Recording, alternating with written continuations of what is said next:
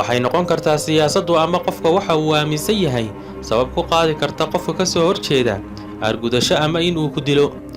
dadku isku wada fikir ma ahan, taas ayaana keenaysa in uu bartilmaameed u noqdo dadka ayna isku waafaqsaneen siyaasadda ama fikirka. waxaynu soo qaadan doonaa dad loo dilay siyaasadda ama fikir awgii. Abraham Lincoln 1809 ilaa 1865 waa madaxweynihii 16aad ee Mareykanka. waxa uu dhashay 1809. waxbarasho rasmi ah muu helin, laakiin waxa uu ahaa nin aqoon badan u leh buugaagtii reer galbeedka, waxaana lagu sheegaa in uu ahaa ninka ugu muhiimsanaa madaxda Mareykanka, waana ninka joojiyay adoomeysigii ka taagnaa Mareykanka 1863.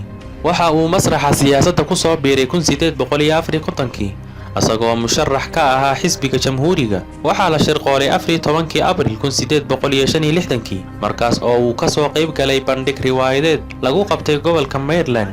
mid ka mid ah kuwii riwaayadda matalayay oo lagu magacaabo John Wilkes ayaa bastooladiisa ku dhuftay, isla markiina meesha ayuu ku geeriyooday. Martin Luther King 1929 ilaa 1968 waa nin siyaasi ah. waxa uu ku dhashay Atlanta 15 July 1929, waana ninka ugu yar ee la siiyay biladda Nobelka ee nabadgelyada.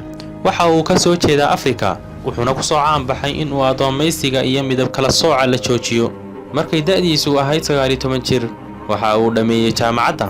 intaa kadib Martin waxa uu jeediyay khudbad uu ku dhaliilay labada xisbi, dimuqraadiga iyo jamhuuriga, isaga oo dalbanayay in dadka madow la siiyo xuquuqda ay u leeyihiin in ay wax doortaan. 14 February 1968 waxaa dilay mid ka mid ah cadaanka Mareykanka isaga oo hogaaminayay mudaharaad. Mahatma Gandhi 1869 ilaa 1948 hogaamiyaha ruuxiga ee Hindiya. waxa uu dhashay 14 Oktoobar 1869, waxa uuna ku dhashay imaaradda Porbandar ee ku taala gobolka Gujarat ee Hindiya. waxa uu ka dhashay qoys siyaasadda magac dheer ku leh. aabihii waxa uu ahaa ra'iisul wasaaraha imaaradda Porbandar. Gandhi waxa uu guursaday markay da'diisu ahayd 13 jir.